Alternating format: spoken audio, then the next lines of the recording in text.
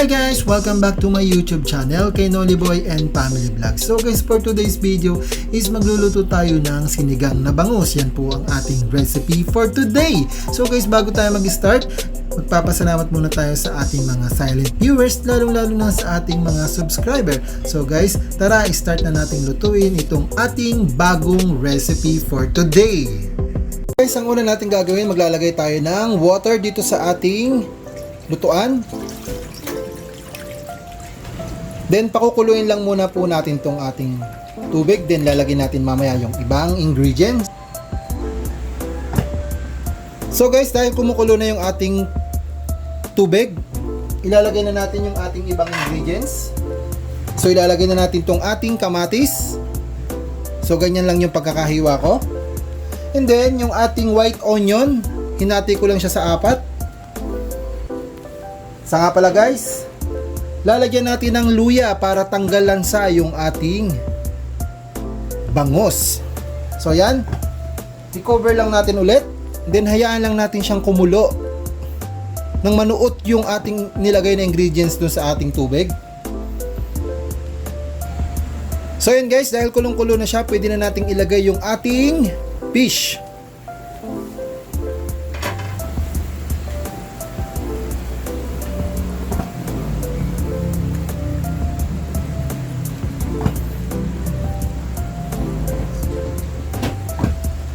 Isang malaking bangus po yung ating nabili na pinahati po natin sa 8.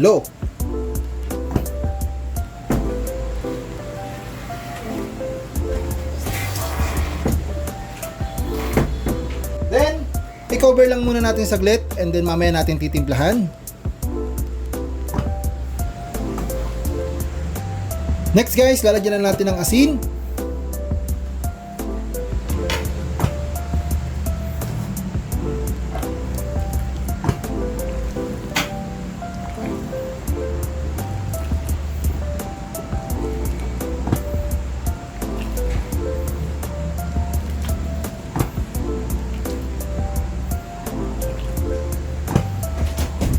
Then lalagyan natin ng isang kutsara na pamintang durog.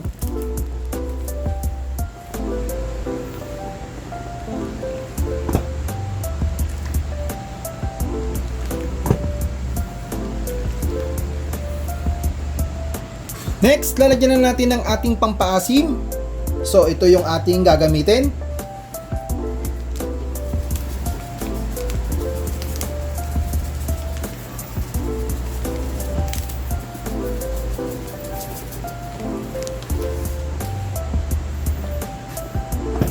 Then i-mix lang natin siya dito mismo sa ating mismong fish.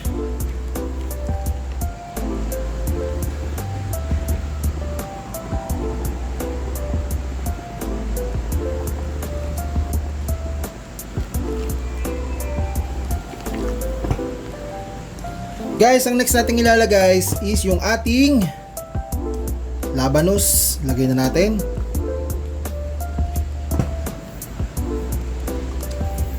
Sabay na rin natin yung ating sitaw. At saka yung ating 2 pirasong okra. Then yung ating siling haba. So yan guys, hayaan lang po nating maluto itong ating mga ingredients na nilagay.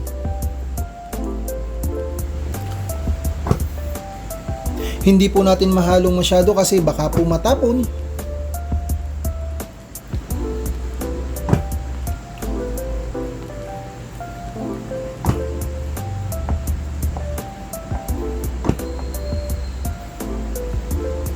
At iniiwasan po nating madurog yung ating isda.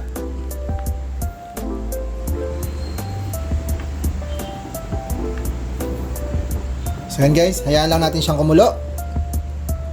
Guys, lalagay na rin po natin yung ating talong.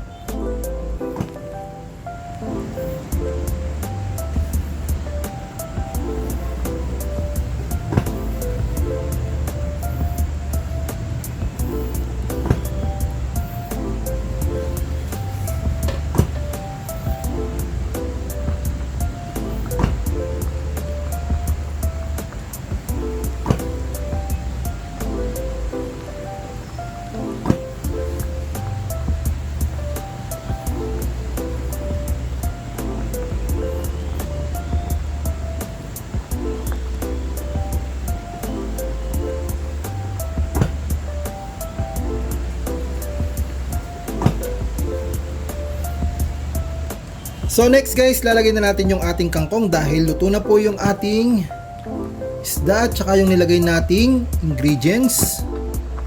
Yan.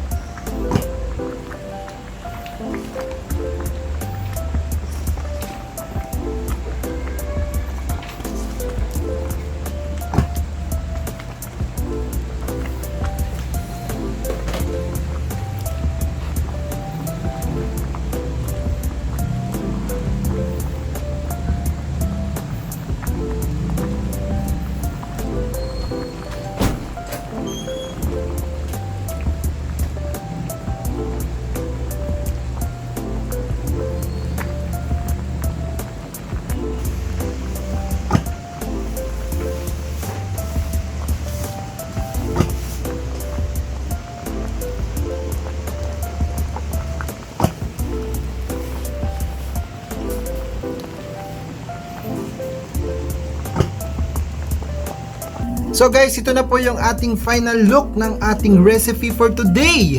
Ang ating sinigang na bangos. Masabaw pa lang, talagang ulam na. So guys, salamat po sa panonood at salamat po sa mga nagsusubscribe at higit sa lahat sa ating mga silent viewer. Maraming salamat po sa inyong suporta. Sana po ay nagugustuhan nyo ang bawat upload ko sa aking YouTube channel. So guys, hanggang dito na lang po. At ingat-ingat po tayo lagi.